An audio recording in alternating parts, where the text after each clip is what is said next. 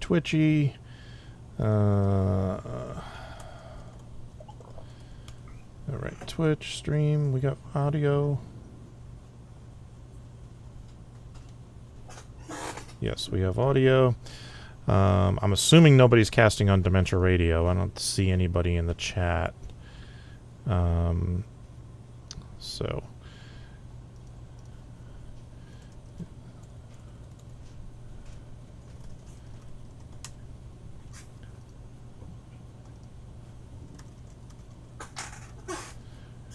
Kitty. Okay. And Dementia Radio. We're streaming now. And recording in 3, 2, 1. Recorded live on DementiaRadio.org, it's the Funny Music Podcast. Brought to you by FuMP.com, where you can download new free comedy songs twice a week. Now, here's your hosts, Devo Spice and the great Luke Ski. Hey, Devo Spice! Hey, Luke Ski and Q-Bert. Guess what? What? Today is Q-Bert's 8th birthday! Happy birthday, Q-Bert! Yeah, a good boy. Aww. Yeah, so today's Sunday. It's not Thursday at all. Today is Sunday, but welcome to episode 682 for Thursday, July 13th, 2023. Yeah, I'll get into why we missed this episode. The title of this week's show is Pet Cobweb, which I will put in the chat. And I have pre-recorded interviews with both Tyler and John this week, so we will get to those in a bit. And let's do this. Let's get caught up with what Devo and Luke have been up to since last week. Or else Devo, if Luke failed and didn't show up. Hey, what? No, he's right. So what you and your little kitty been up to? Well, let me see. I mean, just working my dumb day job. I did, record the rest of what will be Bad Report episode 143 with Carrie. So at some point in the not too distant future, probably in the next 2.5 weeks, I'll finish editing that and post it. So yeah. If anybody hasn't listened to episode 142 of Bad Rapport, it is out there. We only got a couple of comments on it. Both of them were from Eclectic Lee. So I'd love to hear people's comments on that episode, especially considering how much extra audio effort I put into certain portions of it. So yeah, that's at badrapport.com, BADRAPPORT.com. What else happened? So on Thursday, which is, only, part of the reason that there wasn't an episode properly done that night, I got invited to another info list, quote-unquote, red carpet type party via, this time via my friend Mariah, who is a friend of me and Santana. And the whole premise of this particular party was that it's a pre-San Diego Comic-Con party. So by pre, it's happening a week before the convention. Also, it's happening in Los Angeles, not San Diego.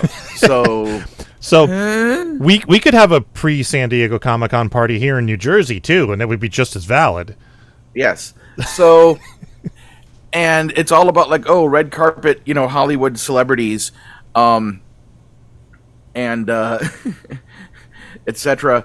And one of the celebrities that we met there, it's like we looked at her credits on the thing, and it's like, oh, she was in WandaVision. It's like, oh, how cool, whatever. And then later, it was looked up to find out that there's this one episode of WandaVision where suddenly kind of a circus appears out of nowhere, and this woman was one of the hula hoopers or something in the background of that scene. and so it's so A-list celebrities is what you're saying. Yeah.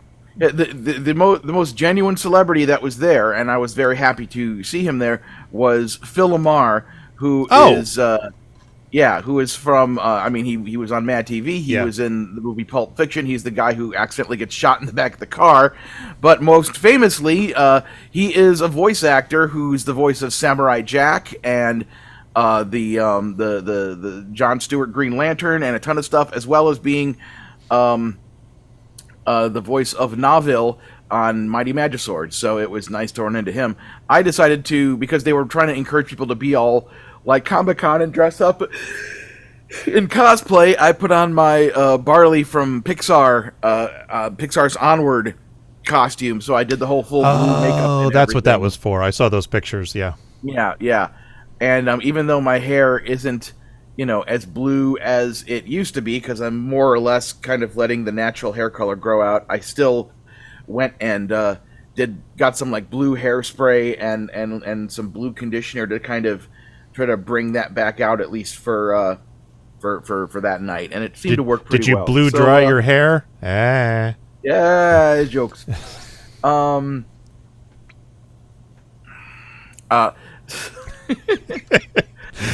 Later. All right. I did. Yeah. Private joke for me and Devo. My actual super highlight of the evening was I ran into somebody and I started she came up and started talking to me about my costume, and I was talking to her about, she was wearing kind of these like antenna slug, things coming out of her head, and I just got into a conversation with her about, whatever random stuff, and then the conversation floated over to, I mentioned Weird Al, and then I asked her if she knew who Dr. Demento was, and she was like, oh yeah, I used to listen to Dr. Demento all the time. And I'm like, okay, so by any chance did you listen to it like in the, late 90s, early 2000s, or since then? And she's like, oh yeah, blah, blah, blah. And I'm like, okay, do you remember a guy, an act who had songs on the show called The Great Luke Ski? She's like, oh yeah, I remember The Great Luke Ski, and I just went. And she was like, she was kind of blown away by that, and she said that she her current job is working in in some parts of her job involved with her working with a lot of people in the music industry, and she said that she regularly works with CeeLo Green, but she's more starstruck with having met me just now. That's awesome. So yeah, we exchanged our like Instagram contact info, and she wants to like get together and hang out and talk about Dr. D and stuff at some point in the future. So that was like kind of the thing that basically made it worth it for me to have shown up for that at all was having met that person, because it actually in some small way validated my existence. So nice. That's awesome. Yeah. Because it's like, I don't know. Anyway, I don't want to get off on a whole thing because we're short on time. But the other thing that was weird about that party is that it was the night before the actors joined the SAG strike. So a lot of people were there was a lot of discussion of, are we allowed to post pictures of us at this event? Like, oh wait, I guess we'd have to get them all posted before midnight because midnight's the official time, and blah blah blah. Like, people were like overly concerned about, all of that kind of stuff. But yeah, and then the SAG strike, essentially doesn't affect me. I mean, I'm perfectly allowed to go and, stand on the picket lines, and I probably will at some point, just because, now that it's like I'm in the Animation Guild and in SAG-AFTRA, and the Animation Guild hasn't officially joined the strike yet, but I know Animation Guild members have been out there picketing and stuff. But yeah, I mean, Santana's already gone down, and it's because Walt Disney Studios is like just like a quarter mile over there, like not far away from me. So I see people out there picketing, during business hours every day. But yeah, it just made my overall thought this week, and I know this is a kind of statement that kind of like, why are you making it all about you, Luke, or whatever, but it just makes me feel like just more evidence, like, why the hell didn't I move out here, like, either right out of high school or right out of college, so that I could have had an animation career while Hollywood still existed? It's like I showed up, for like the last 3 years of Hollywood, and the animation industry being a thing. And ever since 2018, it's just slowly been crumbling and imploding into nothingness. So, yeah. Yep. Yep. Anyway, also, it's not up yet, obviously, but I added Carpe Dementia to Songcast, so hopefully, Oh, cool. By this coming Thursday, Carpe Dementia will be up. So we'll see what happens. I've been enjoying revisiting your catalog on streaming. Well, thank you. Anyway, sorry, I just got distracted there for a second. Oh, also, by the time this Thursday night rolls around, I'm going to actually, me and Santana and some other people are getting an Airbnb out in San Diego so that we can be there for... It's like, Santana said she can get me into Comic-Con at least for like a day so that I can, like go visit the floor and stuff like that. But basically we're going out there to go to all of the ancillary events and parties happening outside of Comic-Con just for the sake of like, schmoozing and networking and stuff like that. So basically this Thursday night I'm going to be actually at San Diego. So whether or not I'll be able to be on the live FuMPCast that night is up in the air. So okay. I'm letting you know that there's a decent chance that I might have to bail on you, etc. So, that's fine. Anyway, have you been to any red carpet events this past week, Devo Spice? I have, but that's not why we missed the show this week. So what happened is the acting classes that I'm taking, they do a bunch of different sessions and classes and stuff. Like I have a sitcom class coming up next month that is starting, and right now I'm in this other class. And there was this one class I was supposed to take in June. It was going to be a 1-day 6-hour class called the Best of the Advanced Classes, which was like he chose the best lessons that he gave for like some of the advanced classes, smashed them all together into one day. That got canceled. It was postponed. So he decided to break it up and do it over 2 nights. One night was last Thursday. The other night will be coming up on the 27th. So not next week, but the week after, we're going to have to figure out what to do about that show. So that was why we didn't have the show on Thursday night, because we were, I was going to be away at my acting class. So fine. However, normally when I know there's not going to be a show, we will pre-record it. Like on Tuesday or Wednesday, we'll do the show so that it goes up on Thursday or Friday if we're a little bit late. However, what happened was I was contacted by ABC for 2020. And they were interested in using me in one of their recreations for their crime stories. And this was like kind of a last minute thing. And so it was like, so we went back and forth a little bit. I sent them an updated headshot and stuff. And they were like, yes, we definitely want to use you. We need you for Wednesday and Thursday for filming. And I was like, wow.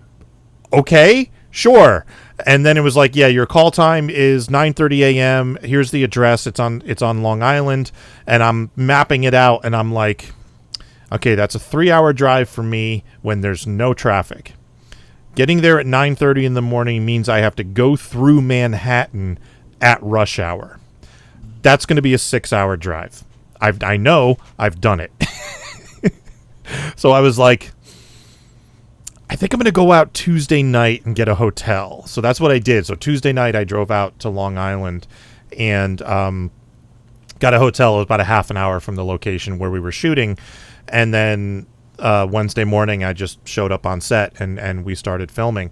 This was an actual SAG shoot. This is my first SAG production. And it was impressionistic shots.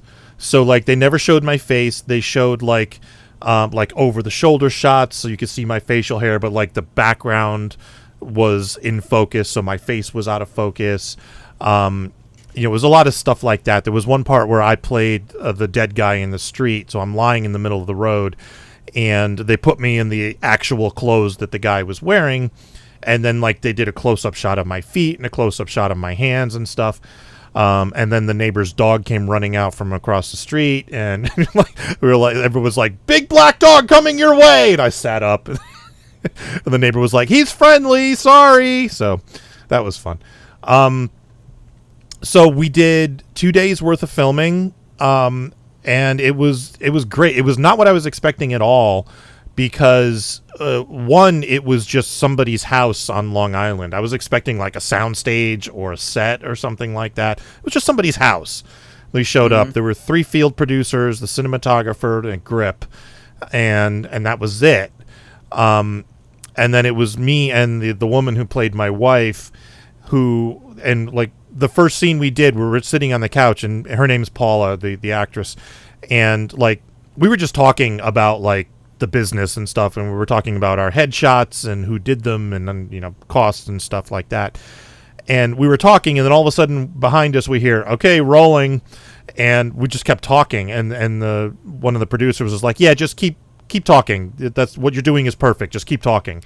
So we just talked like it was an actual conversation we were having, and they were filming us from behind and over the shoulders, and like they were filming our hands gesturing and things like that. So it was 2 days of that, and it was a lot of fun, and I'm getting paid well for it because it's a SAG shoot, and it's a credit. And I don't know if there'll be any footage I can use in my reel or anything, because they're not going to show my face or anything. But I'm really interested to see the end result. It's not going to air until the fall. And we filmed Wednesday and Thursday, and then the strike happened on Friday. They were supposed to be filming on Friday too, even though they didn't need me. So I don't even know if they finished the shoot. Me and Paula are not SAG, but the production is SAG. So I don't know how that works with the whole strike thing.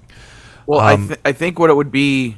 Well, I mean, this this has nothing to do with the strike, but I think like you having done that, like you're supposed to earn some kind of voucher, and then once you've earned, like I want to say the number is 3, but I could be wrong about that. But yeah, like, once I've done 3 shoots, I become SAG eligible, and then I can join. Yeah. Unless they sponsor me for SAG or something like that, which this contract might actually do. I have to go back and reread it because they were talking about in the contract. But yeah, so I did my first real TV film shoot last week, and that's why we couldn't pre-record, because I was in Long Island. So that's what happened to last week's show. So Wednesday. Oh, the other thing, I might as well talk about this even though technically for the Thursday week, this happened after the Thursday. I've become really close friends with a bunch of the other people in my acting class, and we had a movie night. We all got together at this one guy's house, and we watched The Cabin in the Woods, and then we watched a couple of our teachers' movies. And a couple of weeks ago, I was like, "Hey, let me know the next time we're going to do a movie night. I'll get my short film done, and we can premiere it there." So we picked a date, and we decided to do it here at my house. And the date was, this past Friday, the 14th.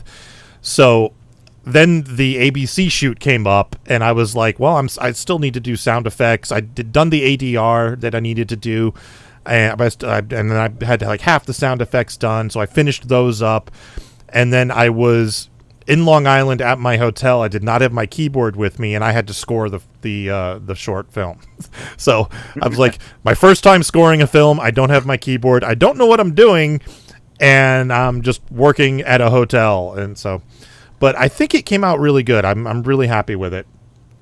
So I finished up the film on Wednesday, drove home Thursday after they were done with me, and then watched it on my TV in the living room for the first time, just to make sure like the color looked okay and the sound was okay.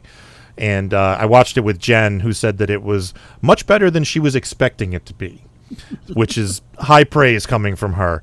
So, and then when we talked about doing the premiere for the film, the people who were coming were like, we should totally get dressed up. We should get a red carpet. And I was like, okay, sure. So I went to Walmart and I bought all the red fabric they had in their craft department. And we were going to do it outside, but this massive thunderstorm came through because, God hates comedy musicians and all. So we just laid out the carpet in my living room and took the pictures there. Me and Nicole were the only ones who ended up getting dressed up. Everybody else chickened out. but it was a lot of fun. So we got the pictures taken. We watched the short. People seemed to dig it, and it was fun. So I have the short up on my Vimeo page, but it's password protected because I am submitting it to film festivals. I actually submitted it to the first one this afternoon, and what I'll do is, for people who listen to The Insider, I'll give you the link and the password at the end of the month on this month's episode of The Insider, so you can watch it then. I don't want to give it out on this cast. I don't want to give it out publicly. And Bryn is going to be casting at 8. Okay, so we got to be done by then. Or at least I'll stop casting on Dementia Radio by then. So yeah, so you will get to see it. Maybe we can screen it. We can screen it at FuMPFest too. While we're there, because why not? Yeah, I was going to suggest that. Yeah. So, okay. Let's get into some music and stuff. First song of the week comes to us from John Wayre, followed by an interview with him.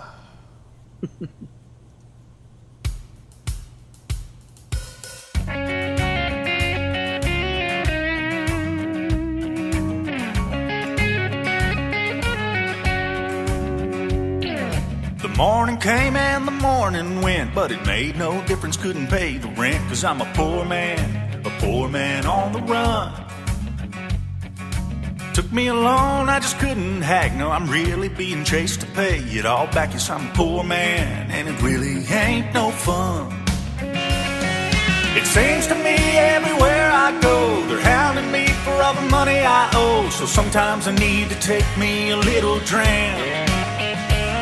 Trouble is I get into a cozy bar, just can't stop and I go too far, and the next morning I just don't know who I am. But the morning came and the morning went, it made no difference, couldn't pay the rent, 'cause I'm a poor man on the run.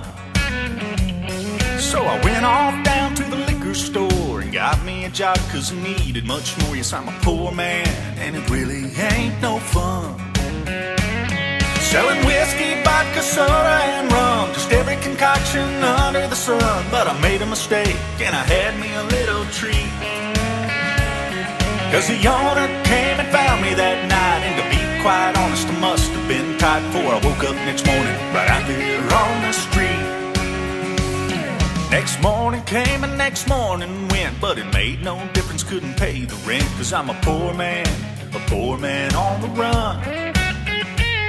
So I went off down to the local farm, got me a job, couldn't see any harm. Yes, I'm a poor man, and it really ain't no fun. Picking potatoes, milking the cows, packing the straw in the really big boughs, but I kinda got thirsty and took me a little drink. Then the farmer came and saw I was tight and told me to leave that very same night. Still, at least he gave me a little more time to think. But the next morning came and the next morning went, it made no difference, couldn't pay the rent, 'cause I'm a poor man on the run. So I went downtown to get me a job, thought about time I should earn a buck, 'cause I'm a poor man, and it really ain't no fun. Started digging the road and mending the drains, but later that day it started to rain, so I took a little shelter in a nearby sleazy bar. Then the farmer came and shouted me loud, but I was too far gone with the drunken crowd, and that night I walked right under someone's car. The morning came and the morning went, but it made no difference if I paid the rent, 'cause I'm a dead man and no more on the run. Now other folks are taking loans, but I'm 6 feet under just a bag of bones, and to be quite honest, I'm having much more fun. 'Cause I'm a poor man, no more on the run. At last, no more a poor man on the run.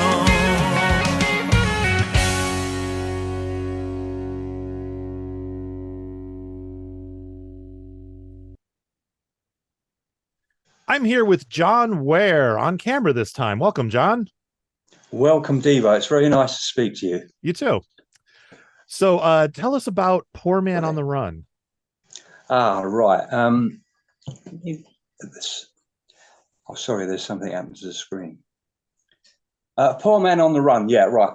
I think I got the lyrics mainly from just experience of meeting people through life. When I was at sea, there was a lot of people had a good drink and that, you know. And I mean, the song's basically about someone that's really had bad times because of drinking, you know. Mm-hmm. And I think you meet a lot of them people through your life that have had rough times and that. Yeah. And basically, then in the song, there's a lot of jobs involved, and I've actually had a lot of jobs, so I put them jobs also with the song, you know, and the experience of meeting people. And I think that's about it with that song. You know, it's a bit more with it at the end, though. It's a bit of a. So which jobs have you had? I've had quite a lot of jobs. I've been a glass blower, an undertaker. I've been a seaman. Those builder. are very different jobs. Those aren't even close to the same industry. Yeah, that's true. Yeah, I've had a lot of different, but mainly playing music through all that. I only did those jobs as a part-time thing, you know, to keep playing and that. Right. I know all about that. Yeah. It is. You have to do that, don't you? You know. Yeah. I've done it all my life. I've you know, obviously, I did have a period of time when I was professional, and you didn't have to do any of them jobs, but professional, it doesn't always carry on, you know that yourself, you know. Oh, absolutely. Yeah. Yeah. I was just reviewing some of the lyrics. I want to see if I could pick up on any of them. But like picking potatoes and milking the cows. Were you a farmer at one point? Yeah, I worked on farm. I worked at a lot of jobs, but that's fantastic. Yeah. But you've done music through all of this. Yeah, through all of it. Well, as I say, I started when I was 8 years old, and my first paid booking was when I was 11 years old in a club, and not far from where I live, and it was skiffle. We were playing skiffle, and I got £1 for that evening, and my dad was only earning about £4 a week, and wow. I was getting £1 for the evening, you know, and that's what made me think I'm going for music, you know. But and anyway, the sad thing is the pay hasn't changed. You still get £1 for the evening, right? Yeah. yeah, that's right. No, but you know, I played right through the 60s. We played in a band called the Ravens. We were professional in that. Mm-hmm. And then that all broke up. Then I went to sea, got married, left the sea, got married. I had a good experience at sea. It was a wonderful job. You know, I think it would have been the other job that I would have done forever if I hadn't have got married, you know, because the sea is a wonderful life, you know. And, did you play music while you were out at sea?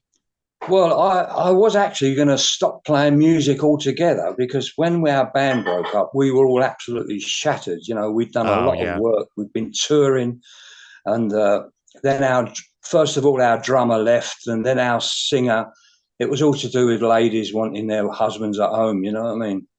So, you know, we'd done a lot of work. We'd worked really hard, and we all got stressed out. So when it all packed in, I just went off to sea, and I said, I'm never going to have anything to do with music again, you know. But when I got to sea, because there was people on the ship that played guitars, you know, we just joined up together, and that we used to play music on the ship. I was wondering if you played on the deck like the Titanic crew. Oh, yeah. We were laying telephone cable. I was on a ship called the Monarch. Mm-hmm. It was the HMTS Monarch, and it was Her Majesty's Telegraph cable ship, and we were laying telephone cable all over the world. It was a very interesting job, you know. It was dangerous, but it was very interesting, you know. Yeah, I can imagine. And yeah.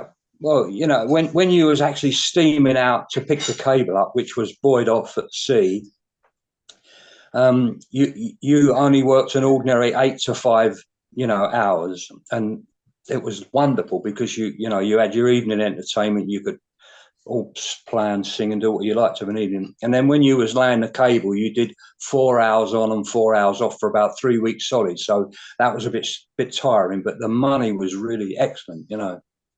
Interesting. Really good.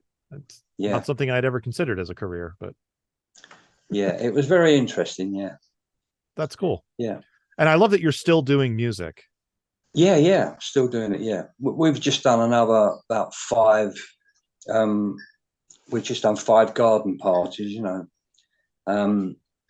We play like from I've made about 200 backing tracks of my own stuff with my own voice, guitar and bass and all the rest of it, drums. And we play like from 1920s right up to the 70s, but we don't go above the 70s because the people that we entertain are mainly older people, you know what I mean? So, you play disco? It's good. Yeah. Do you play disco? Well, what we do is when they want disco, we then give them records. Do you understand what I'm saying? It makes then they've got a choice, Yeah. So, but at the end of it, normally there are the younger ones that want a bit of disco, so we give them that as well, Okay. But cool. as I say, most of the people we do entertain are in their 60s, 70s, and 80s, So they're sometimes 40s, 50s, 60s, but it's like. So we do all the rock and roll. We do all the rock and roll, all the 60s stuff, Yeah. And way before that, and a few of the 70s, like Status Quo and all that stuff, So it's good. Yeah. That's very cool. So this song has a very kind of country twang to it. Yeah, it does, yeah. Which I thought was cool. Do you do a lot of that type of music? Yeah, we do country. We do Johnny Cash. A few country singers, we do that. In general, we do most country, pop, rock. I also do a little bit of classical. If we're in a place and I get on the piano and do a little bit of classical if they need it, what I mean? That's your old traditional music. Yeah, the old music, yeah. But it's all good fun, Yeah. And before the COVID, we were playing 6 to 7 days every single week for about 15 years. We had plenty of work, Yeah. But then when it all went wrong, a lot of the places closed down or people were frightened to go back, So it sort of shut down a bit, but it's just picking up a little bit now. But I've had a lot of phone calls from the coast, but I'm nearly 80 now. So if I sort of do driving down the coast and set up and back and play, it's a long time. So I get a bit tired. So I'm only doing local gigs now, Yeah, that makes sense. Yeah. Yeah. So do you record all your own stuff at home or do you go into a studio? No, I record most of it, but some pieces, obviously I've had that one was recorded by a bloke called, what was his name? Jason Adams. He produced it as well, that beat. But I do most of my own stuff, but I did it in my own way, and it wasn't when he did it. It was a lot better. You understand? Yeah. So. Yeah. You did the demo, and then he, put his shine on it. Yeah. Yeah. That's very cool. That sounds great. That's why I was asking, because I didn't know if you looking at, I see the microphone behind you, and I was like, did you get all of that sound out of that room? Because that would be impressive. I think I might be able to show you a few of the. I live in a music shop. You might be able to see it. I don't know. There's lots of stuff around, but I live in a music shop. Yeah, you could always tell the professional musicians because they have a rack of guitars on the wall, and they have all these other stuff. Yeah. Yeah. Great. It's great stuff. All right. So do you have anything you'd like to plug? Well, again, not really, because I'm not. So I've got a lot of music on different companies, but I can't really plug that because they actually are, they're promoting it themselves. But if I do come up with anything else, I will let you know, and I'll ask you to plug it. All right, we'll do. Lovely. All right. Well, thank you for joining us. It's been wonderful talking to you. Thank you very much. It's really nice to see your face, though. It's lovely. Me too. Thank you. All right. We'll catch you next time. Yeah. See you. Thank you. Cheers. Yeah. So. This is the FuMP. The roughness, toughness, grumpiness, and when the dang bong ear galoot acts up, I've had enough of this. Bladder splatting, rising, pat, hat, and all that. And my red mustache and beard on this gruffiness. I reckon y'all better keep back than the plan. It's candid camera, red scream and smile. You see it all on video.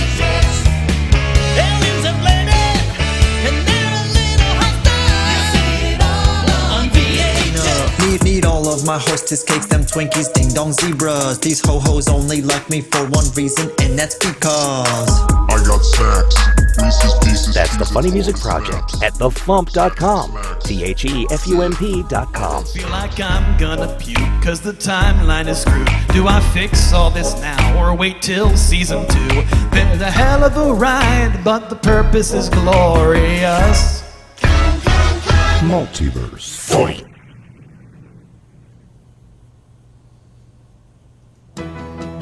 Time for funny music news. Something. In the news, Weird, the Al Yankovic story, has been nominated for 8 Grammys. He has Outstanding Lead Actor in a Limited Series or Television Movie for Daniel Radcliffe, Outstanding Television Movie, and he's up against Prey for this one, which I don't know if you've seen that one. That's the Predator prequel that with the Native American tribe. It's a fantastic film, so I'm kind of torn here. Outstanding Picture Editing, Outstanding Casting, Outstanding Music Composition, Outstanding Original Music and Lyrics, Outstanding Sound Mixing, and Outstanding Writing. Hopefully he wins at least one of those. You know, if I had a nickel for every time there was a Weird Al Yankovic movie that should be getting a lot of press, while there was also an Indiana Jones movie and a movie with Michael Keaton as Batman in the box office, I would have 2 nickels. Which isn't a lot, but it's weird that it happened twice, right? You know, I never even made the connection, but you're right. Also, wow. interesting week for people who were in the movie UHF, considering that Fran Drescher is the head of SAG. Right? And I didn't know that until this all went down. Yeah. Yeah, I was talking with Stephanie about it, and just like she kept mentioning like that scene, and other people have like reposted it on TikTok at the end where she's talking to RJ Fletcher. It's like, you know, where she's basically getting her comeuppance, and with the big corporate jerk guy. So yeah. All right, Kobi LaCroix has re-released his song "Rise of the Hyena People." He says, "I am proud to announce a new and improved mix of Rise of the Hyena People. I did a ton of rebalancing and re-EQing, completely replaced the kick and snare, and probably most importantly, brought up the vocals so that now you can actually hear them. This new version is available at kobilacroix.bandcamp.com.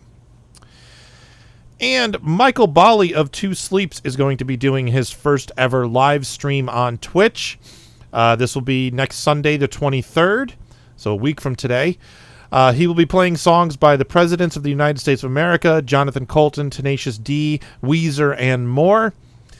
His handle is Two Sleeps Music, so you can go to twitch.tv/twosleepsmusic to subscribe and follow him. Nothing FuMPFest to report, but please remember you can register for FuMPFest at FuMPFest.com and pick up the 2021 FuMPFest compilation CD to help support the convention. There will be news hopefully soon. All right, you got anything before tour dates? No, I was just going to say last night, it's something I had been putting off and dreading doing. I sent an email to the agent of somebody I would like to book as the music guest of honor for MarsCon, and one of the hardest things about being, a chair of a comedy music event, at a small fan-run convention, is the, humiliation of having to basically, beg people who want to get paid for showing up to show up for, pittance, what very little the convention is able to provide. Yeah, and I'm with you 100%. I've had to do it over and over again, and it never gets any easier for me. So basically, if I was independently wealthy, FuMPFest would be amazing. Yeah, it basically something I was proposing is because it's a situation where the act in question wants a merch guarantee, like they'll make at least this much money selling merch, and I don't have. The convention can't afford to pay the merch guarantee amount, so it would fall to me to have to pay it. Mm-hmm. And basically, what I'm proposing is, what if we sell that act's autographs and selfies and etc., ahead of time, a la a fundraiser, so people could like buy their, pay for the thing that they're going to get at the con in advance, so that if I can sell, X amount of them to hit that merch guarantee before the convention, or even get close so that I would know how much I would need to cover by the time March gets here, I'd feel really safe about it, So, anyway, that's just a random thought I had just now, because the things you were saying were making me think of it. So, yeah. Sorry. All right. Tour dates. On Sundays in Nashville, Tennessee, Steve Goody hosting at the Bluebird. On Mondays, online, Steve Goody and Brad Tassel at virtualcomedyshow.com. On the 23rd, online, Two Sleeps. On the 25th, online, Carla Ulbrich. On the 26th, in Awandock, South Carolina, Carla Ulbrich. And on the 29th, in Morro Bay, California, Phil Johnson and Roadside Attraction. All right. Second song this week is the FuMP debut of Tyler Zahnke. Wait, hold on a second. Mm-hmm. Santana, come over here. I want to do a bit with you. Yay, I like bits. Okay. So, remember the thing from What Do You Get When You Put It All Together? Remember that? I do. Okay. So here's the mic. So, what do you get? Oh, no, I say the first part, and then you say your part. Yes. Okay. What do you get when you put it all together? Chicken. There we go. Thank you. Santana Maynard, everybody. You didn't have whatever to, you're doing. You didn't have to move the mic closer to her hand, right? Because it.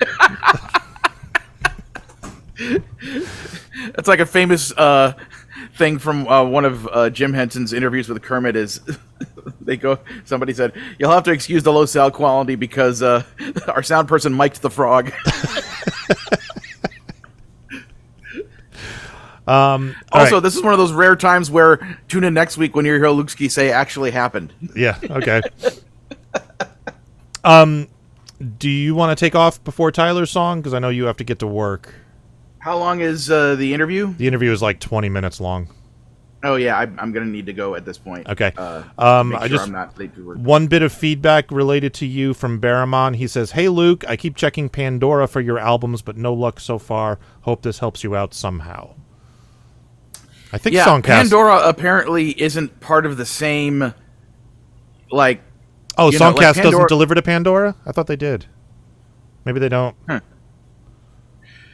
Yeah, I haven't seen... It's like Pandora was like... Okay. Somebody else, not me, I'm assuming it might have been like CD Baby or something, put like Uber Geek and Worst Album Ever up on Pandora. Possibly also Carpe Dementia. So... It's like, I had nothing directly to do to those albums being up there, and I don't know what would need to happen for me to put the albums on Pandora, but it just kind of seems like, much like the VHS beta thing, like, when Spotify came along, like, everyone's like, oh, Spotify, this is the thing we're all going to do now. So, if there are there still people using Pandora, as their regular way to listen to music? I mean, they're still in business, so there must be. Okay, well...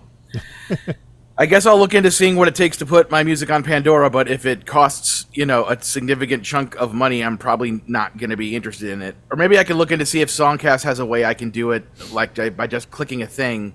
I don't know. We'll see. And the other bit of feedback that I've heard is that Draconis wanted me to make sure I knew that the Cartoon Network Studios animation building is being shut down, and yes, I'm aware of that. I'm in the animation industry, and I live in Burbank, and I drive by that building frequently. So, yeah, I'm aware. Thank you, Draconis. All right. Thank you all, everybody, and I may or may not be on next week. All right.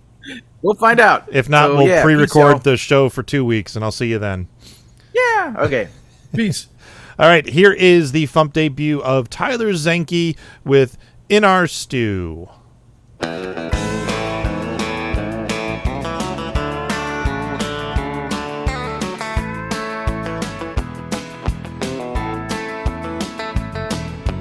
Hot dog buns and scrambled eggs, chicken wings and turkey legs. In our stew, in our stew. puppet toes and kitten tails, 20 different kinds of snails in our stew, in our stew.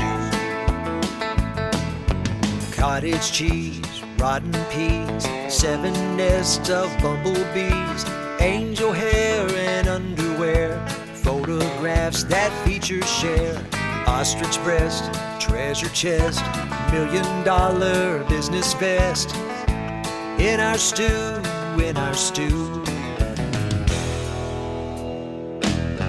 Lemon juice and ice cream cones, 27 old trombones, in our stew, in our stew.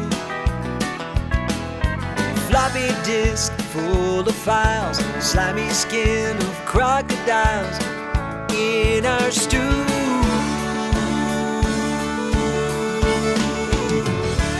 in our stew.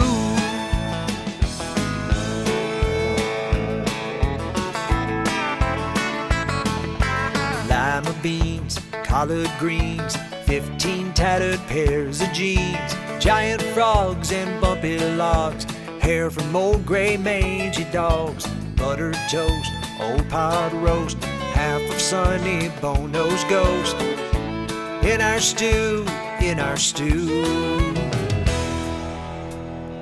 If this recipe we have for you is making you too queasy, then you can leave the kitchen right away. But if you think this recipe is going to be easy, then take a seat and listen up to everything we say.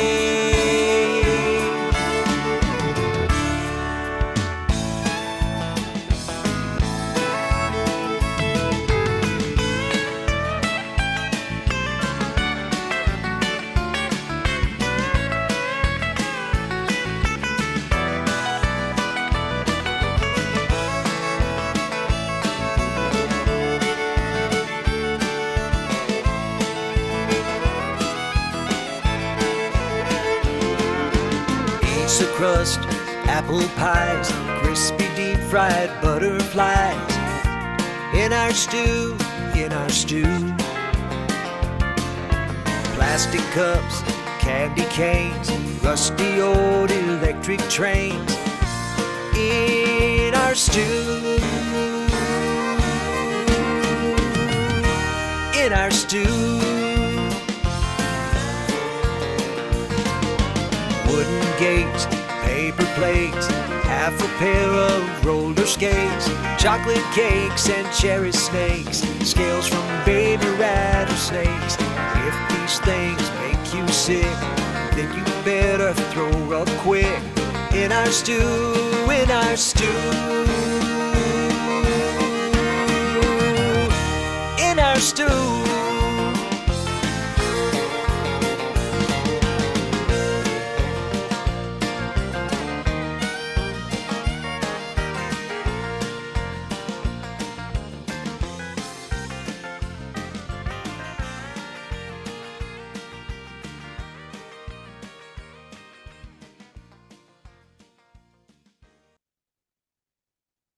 I am here with Tyler Zahnke. Welcome to the show, Tyler.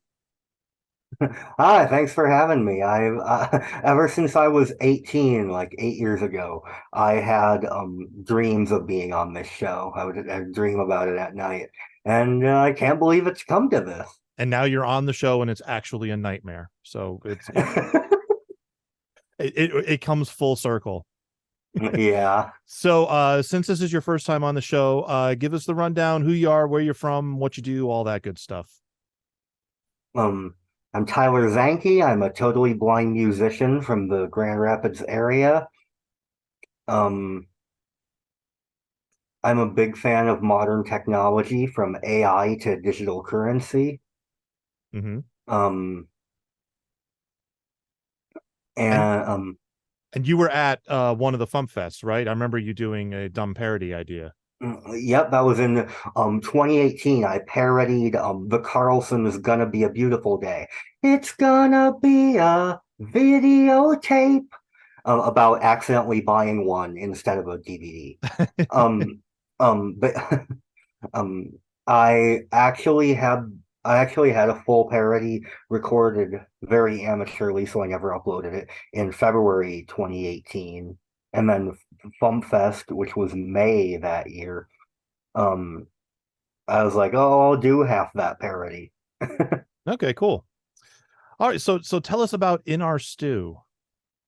In Our Stew, oh boy.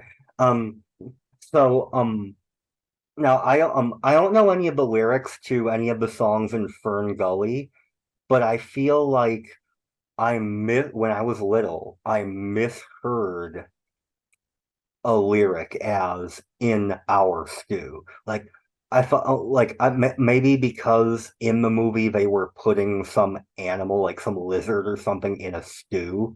I thought they were singing "lizard in our stew," but they might have been saying "I'll do this too" or something. Like it was very quiet. Mm-hmm. So I feel like I was like, but wait. I Googled it and I was like, oh, maybe there is no song with "in our stew" in it. But why can't there be one? So a lot of songs have come about because people have misheard the lyrics. So this totally tracks. And so what happened was the original melody was more children's songy, like hot dog bun, hot dog bun, scrambled eggs, chicken wings, and turkey legs in our stew, in our stew. Like it was more children's song. Okay, yeah.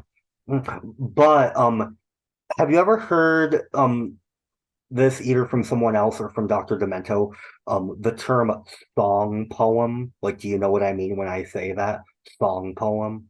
I seem to remember Dr. Demento talking about it, but I don't remember offhand what it is. And for the sake of the audience, why don't you explain it anyway? A song poem, there's debate whether it's a legit part of the music industry or not. A song poem, and it doesn't help the reputation that often these ads end up in tabloids like the Inquirer. The song poems in the well, I don't think they do anymore. Now they're in like country music magazine and stuff. But song poems and the less legitimate ones actually say like, make royalties off of your song. We will help you turn your song into a hit. Like basically the less legitimate it is, the more outrageous the claims they make are. Like, a good one when they say, we'll just help you make a song. They don't say anything about a hit, you being a big hit or anything. Mm-hmm. They'll just say, well, we'll help you make a song. Like, we won't promote it or anything. We'll just help you make it. We'll help you record it if you don't know how to use recording equipment or anything or something like, or we'll help you get a singer if you're not the best singer. But maybe you heard the story of John Truby and how he had this back in the 70s. He had this like obscene poem that he wrote turned into a very professional country song. Did you hear that story? No, I don't think I did. But basically, what I wanted to say is John Truby had this obscene poem that he sent to a song poem company, and he thought for sure it was going to get rejected. Like, if they are a real country song producer, they will reject this. But instead, they tell him to pay for the studio fee, and they'll record it. And he said, yep, they want my money. But he's like, you know what? This would be fun, hearing these lyrics in a country song. So he paid for it and actually did it. Okay. I don't know if you're familiar with that story or not. Not offhand, no. And then if you listen to any of the Dr. Demento shows from mid-2020, he also played a song that Charlotte Strathman wrote called Green Fingernails. and I actually had a brief campaign in 2020 to get that onto the top 10, and I actually made it go to the Dr. Demento top 10 very briefly. Very cool. But so within our stew, I literally had these lyrics laying around.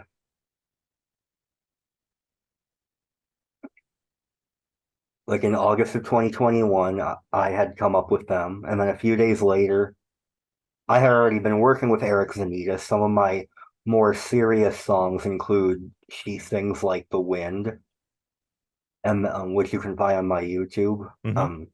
And then there's a somewhat humorous song. I remember auditioning it for the FuMP and it being declared not truly a comedy song, but like a whimsical, but still mainstream country song called Hamburger Jack. Okay. And then there's another comedy song, but it's about obscure digital currency technology. It's called I Only Take Pal-I. So that was kind of an inside joke. So of course that got rejected, but there were still some people in the community that liked it. So what did you do on this song? Is that you singing? No, that is Eric's session singer. Okay. Probably Billy Davis, who sang on that Finding Nemo Ocean Favorite CD from Disney. Okay. Yeah. So here's how it works.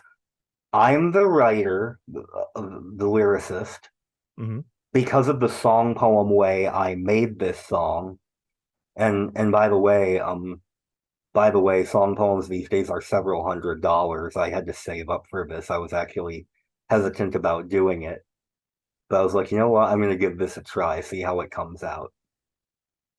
Like the studio fees and stuff. Okay. So I'm the lyricist. Eric, this is common in the song poem world. Eric is the melody. So he created the music? Yep. Yep. Eric did a lot of the producing stuff. I think Troy Martin might have been involved as well. Yes, the famous Nashville Troy Martin. And got some session musicians on it, apparently. With the last being the session vocalist, who is supposedly Billy Davis or someone affiliated with Eric Zanitas. Okay, cool. So that's totally cool. I mean, you wrote the song and then hired people to produce it for you. Yes. Yeah, that's totally fine. We get that a lot around here. Yeah, I'm I'm personally a big fan of Robert London's Spaff, where I feel like I already knew Spaff. You know that website Am I Right, that has all those parodies that are just lyrics, usually no recordings, just that's lyrics. where Spaff originally made a name for himself. Yeah, and just so the audience knows, I probably already told you this. You remember what the first FuMP artist I discovered, or actually it was a FuMP sideshow artist.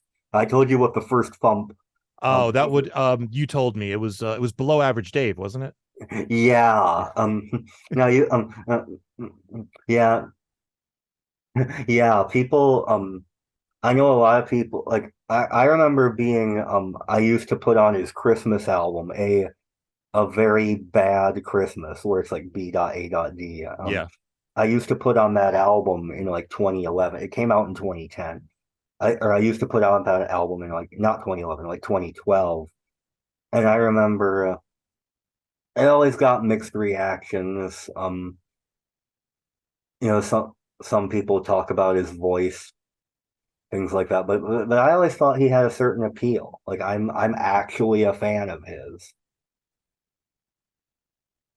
Yeah, I liked some of his stuff too. I mean, there was a lot of good stuff on the sideshow. Yeah.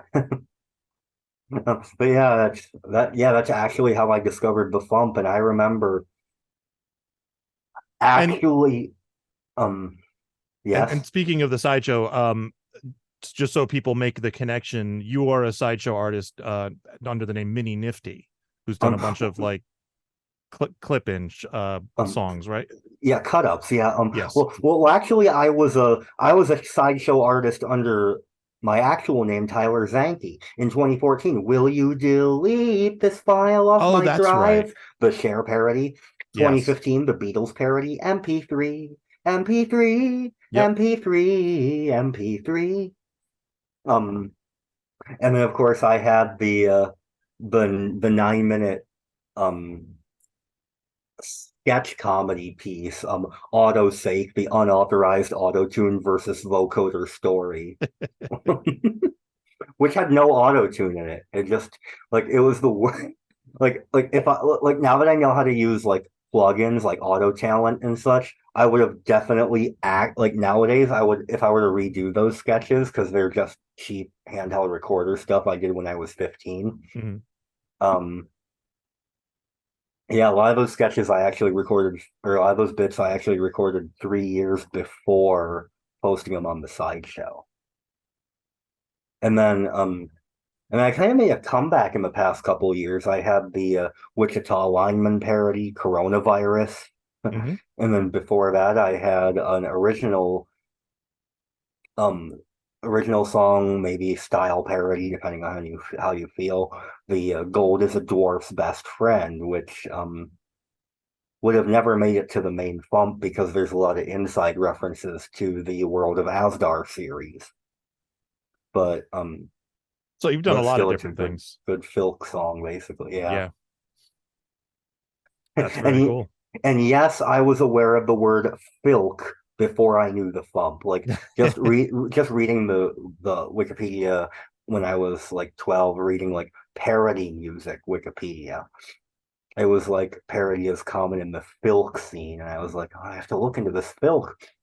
Therefore, before FuMPFest was a thing, I really wanted to go to Ohio Valley Filk Fest in like 2013. Mm-hmm. Still haven't to this day.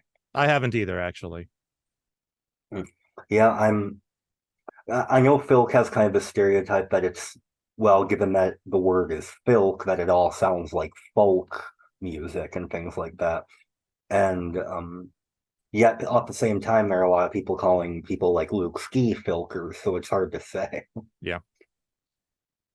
But I remember discovering the FuMP. It was entertaining. Like it said like Devo Spice and Luke Ski and these other artists who topped the charts of the Dr. Demento show, and I didn't believe it. Because I had Dr. Demento CDs, 20th anniversary, 25th, 30th. Yeah, those predate us, unfortunately. yeah, Alan Sherman, Tom Lehrer, Weird Al, of course. Yeah, so therefore, for a long time, I knew the like late 90s and before Dr. Demento, and then I knew the 2007 and after because the FuMP started in 07. Therefore, I had just missed Logan. So when you're talking about the Logan Awards, it was like, Logan? Turns out he was right there in between. Yeah, he was in that in-between section. But now I even have the obscure Logan albums, like how a lot of people will say that he just had Goodbye My 4-track and very tiny songs, but actually he had like these tape recorder albums before that, the Junior Science Club ones. Yeah, the ones where he recorded with his 4-track.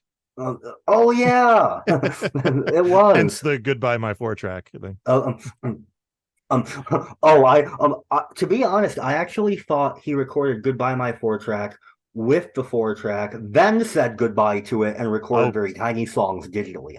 He may have. I don't know. I actually don't. But then again, the Goodbye My 4-track, now that I think about it, does sound pretty high quality. So maybe he went digital for that. Maybe. All I know is comedy has opened my mind. Like, for example, I used to not like the idea of synth punk. And you know how there's like Worm Quartet and stuff. Well, to be fair, there's not much and stuff. It's pretty much Worm Quartet. I I don't. Why does Adam and his package keep coming to mind? That's a very obscure reference, but Adam and his package was a big influence on Worm Quartet early on. That's kind of where Shoebox got the idea that you can perform on stage with just a backing track. You don't have to have a full band, you know. Yeah, and even though I didn't really like synth punk, I was like, Worm Quartet is just funny enough that I'm going to listen to these albums. I actually to be honest, I actually prefer Worm Quartet when he's doing other styles, like he'll have his random Mad Libish lyrics with a piano accompaniment. Like I think he has he calls those his chutney songs. Oh yeah, I didn't know that. I knew a Chutney Rant where he has no music and he's just going like, "Oh, observe the thespians of doom. Give me a crocodile, please." And he's just random. Yeah. I love I think what I was thinking of was like great idea for a song Tesh as a Mofo version, where it's like so it's like it's not synth punk, but it still has those brilliant Worm Quartet lyrics. Like I think I prefer those, but you're not the only one. Several people have said that they prefer the Tesh version because it's easier to understand the lyrics. Yeah. Oh, well, in that particular song, I have such good memories of the regular version that I actually prefer it. But I'm just saying the style in general, the non-synth punk, I prefer. But in our stew was me trying to capture that randomness, and then I was just, okay, I'll send it to the studio people I've been working with, and I know if these are real country songs artists with 30 years of experience, I wonder if they're gonna reject it. But they were like, you know what? If you pay for the studio session, we'll do it. And at first, I kind of questioned, like, are these really experienced country songwriters if they actually like this? but I guess they had fun with it, and it sure sounds like it. Yeah, country has a long history of doing, funny songs. Even the serious musicians, they usually have one or two funny songs in their catalog somewhere. Yeah. So, do you have anything you'd like to plug? Well, it's hard to say. I have a little bit of a website. I don't have my own domain name, but I have a little blog where I don't really do much with it these days, but I'm thinking about starting it back up. Did you say you had a YouTube channel? Yeah. Yeah, my YouTube, like anytime you just search the name Tyler Zahnke on YouTube, a lot of my stuff comes up. I have a channel with that name. Okay, cool. Well, you can find Tyler there, and of course on the FuMP. And thank you for joining us, and we look forward to more from you in the future. Best of luck with this. Thank you. Making the internet absolutely ridiculous. Dementia Radio. www.dementiaradio.org. Port 8027. Please hang up and try again. This is the part where there's feedback. Feedback. You know that segment of the show we do about now? Feedback. Feedback.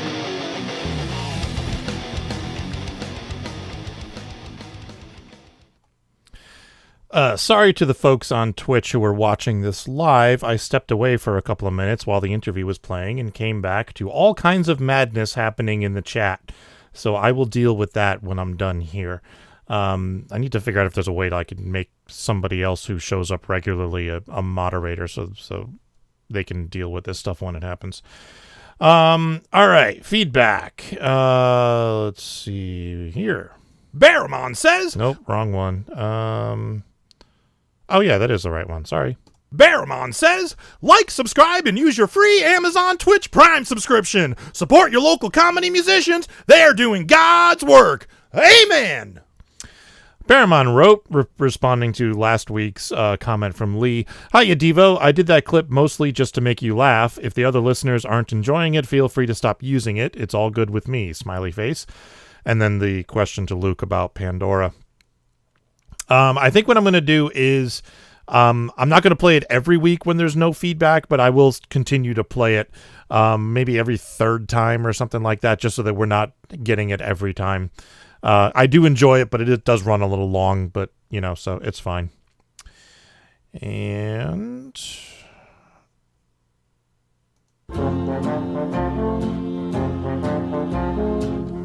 Hamner Hack.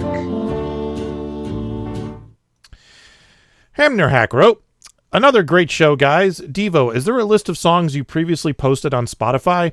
I was looking for a song that I couldn't remember the name of, but I did know I heard it on the playlist. And if you are looking for playlist suggestions, how about, for no particular reason at all, birthdays and aging?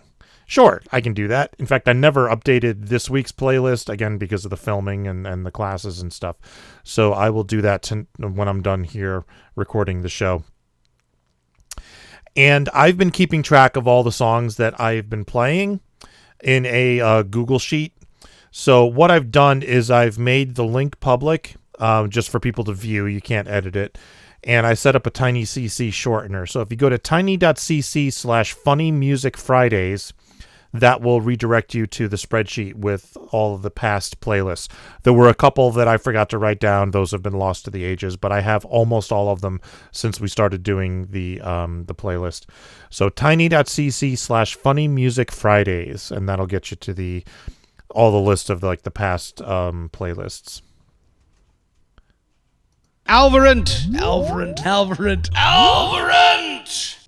Alvarant wrote, I'm glad someone else remembers Turkey Television. We need that kind of surreal humor again on a kid's show. Yeah, I loved Turkey Television. I thought that was great. And we got a lot of feedback this week.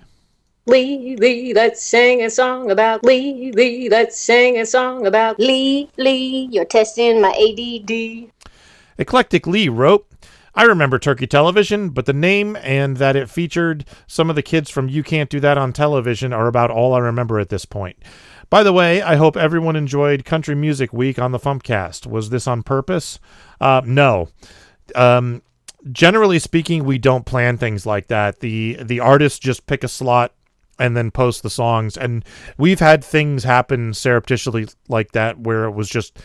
here's a song about a topic, and then the very next song is about the same topic, or similar topics or similar ideas and stuff like that. And it's just all coincidence.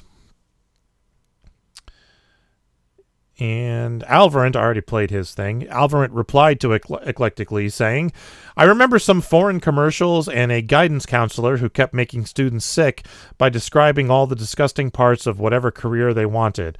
I found an episode on YouTube, and then he links to the YouTube clip.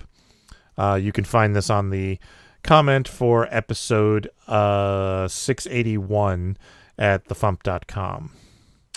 And finally... For who could ever learn to love a beast?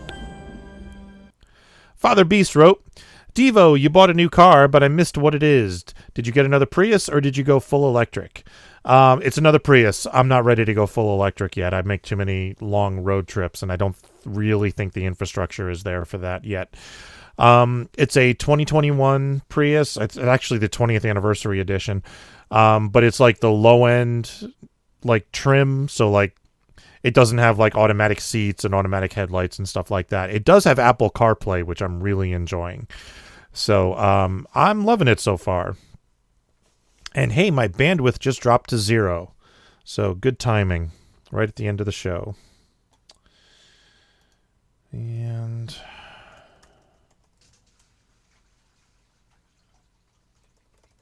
did it come back or okay, it came back.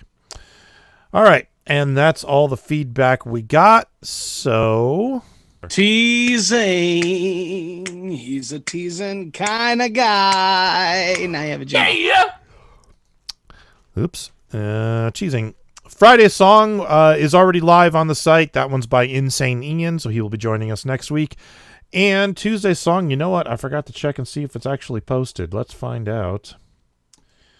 Come on. Come on, is it posted? Let's find out. It's not posted. Oh. To Thursday song is not yet posted. So there. I will touch base with that artist and see what's going on. And as we said, the special topic will be birthdays and aging. All right. That's going to do it for this week. Thank you for tuning in. Apologies for the lateness of the show. Next couple of weeks are going to be weird too. Luke may not be on next week, and the following week we probably have to pre-record. So it is what it is, folks. Thank you for tuning in, and we will catch you all next week. Bye. Oh yeah, I already did that part. I forgot the music plays. And I usually stop talking now. Thank you for listening to the Funny Music Podcast. You can listen live every Thursday night at 10 p.m. Eastern, 7 Pacific at DementiaRadio.org and join us in the chat. Or subscribe to the podcast feed. Look us up on iTunes and be sure to leave us a review. Feedback for the show can be sent to info@thefump.com. The Funny Music Podcast is a production of Fidem Interactive, LLC, released under a Creative Commons share-alike license. Tell your friends. Tell your enemies. Shout it to random people on the street. And be sure to visit thefump.com for the latest funny songs. Tune in next week where you'll hear Luke Ski say, I may not be here this week.